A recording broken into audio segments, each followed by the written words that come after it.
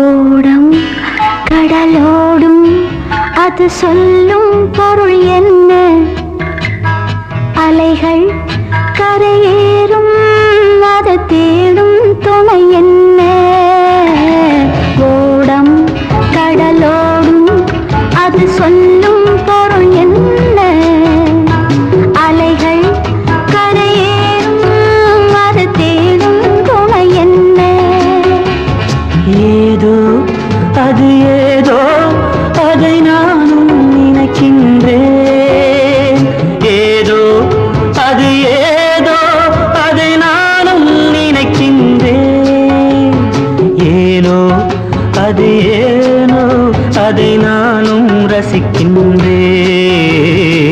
ஏதோ அது ஏதோ அதை நானும்